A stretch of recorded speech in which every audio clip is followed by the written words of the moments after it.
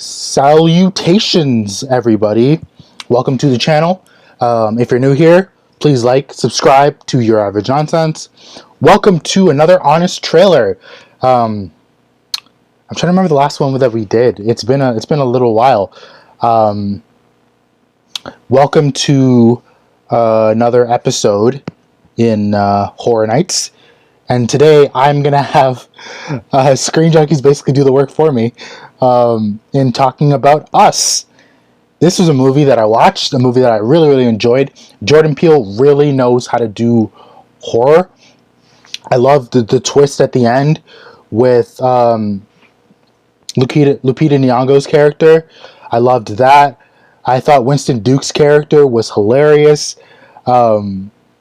Everything in that movie was kind of like a perfect mishmash in the best way of just horror, comedy, and just overall great message. You know, the idea of your greatest enemy being yourself, and what happens with that, and how that can evolve, how that can change, how what you do affects what other people can do. And I thought it was just a really great movie overall. Great horror movie too.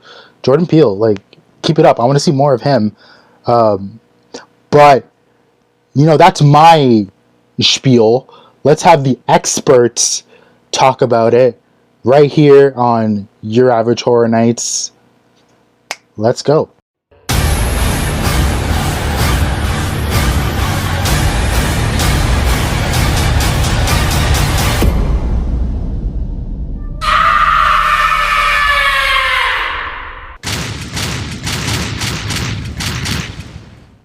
This episode is sponsored by State Farm.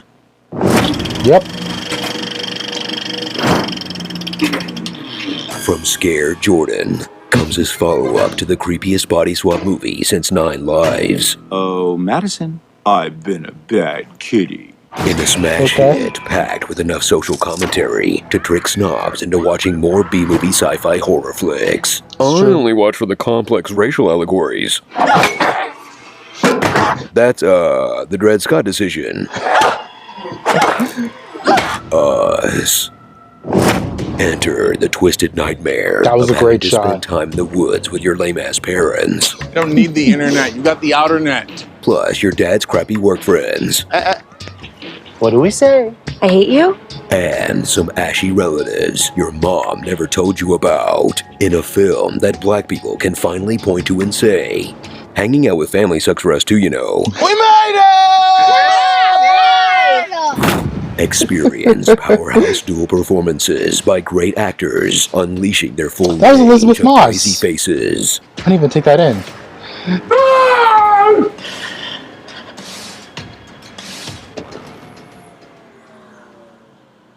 Anchored by Lupita Nyong'o, making a futile attempt to not look like a goddess. Who puts other actors to shame with her left tear duct alone. Oh yeah.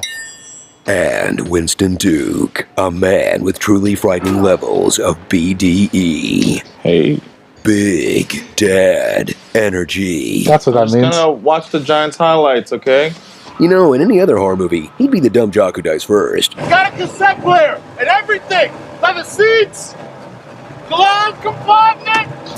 See what a real messed up family looks like with the arrival of the tethered doppelgangers with matching gold scissors, special op hand gestures,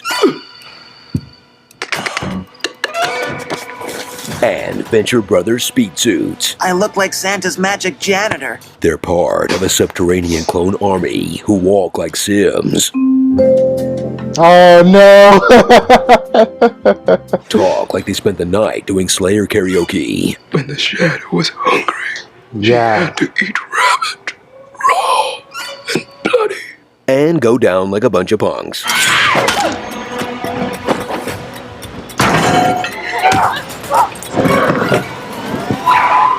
What's so scary about yourself trying to kill you? No one sucks more than me.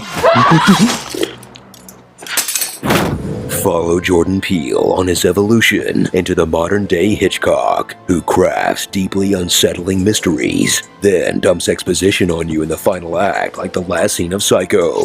He was simply doing everything possible to keep alive the illusion of his mother being alive. Because while the Tethered were scarily effective as an allegory, the explanation that they're actually an underground experiment raises a few questions, like, is there a Tethered for everyone in America? How is there enough space underground for them? How many people must have known about these experiments? How did no one find out in the last 30 years? Yeah. Surely they were using enough electricity, water, and raw materials to raise some red flags? Can the Tethered control their actions independently or not? If not, how are they executing this complicated plan? If so, why are they bother staying underground? Did the people who made the Tether forget to lock the door on their way out? How do they have the same body type as their double if their diet is 100% rabbit meat? The Tethered ate the rabbits, but what do the rabbits eat? Where do they get thousands if not millions of red jumpsuits and scissors? How do they recreate everything in the city, classrooms and hallways? What about the big apartment buildings? How do they miss vertical differences? Are there just piles of poop in the tunnels? What happens to your Tether when you travel outside the country? Do they just wait for you at the border, or they keep slamming in the wall like a video game character? What happens to your Tether and subsequently their corpse when you die? Is my doppelganger's voice more epic sounding than everyone else's? Does the ladies get paid for the creepy trailer remix if I got 5 on it, or just the radio edit?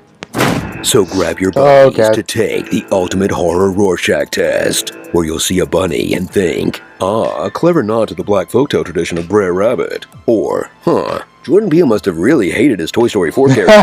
To infinity and your mom. Wait, what? Yeah. Or, you know what? Sometimes a rabbit is just a rabbit. Now get your head out of your ass and go back to the stabby stabby. You understand? Same. Starring Moms Ganada, Zora Neale Hurton, Thigh Master, Spaghetti, L'Oreal, Because You're Worth It, and Twins, And twins. Attack of the Clones. Based on how frequently they appear in movies, you'd think people are walking through halls of mirrors like every day. Yeah, Episode right? is sponsored by State Farm.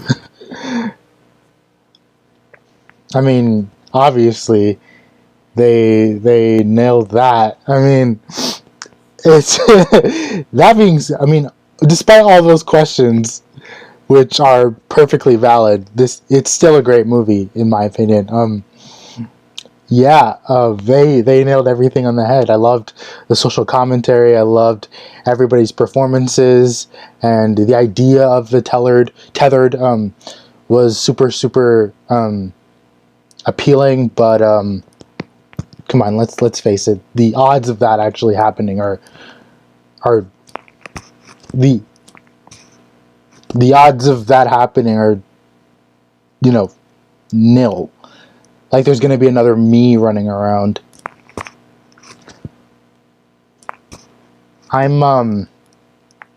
think I'm enough. Yeah, you don't need another me. Will you go away?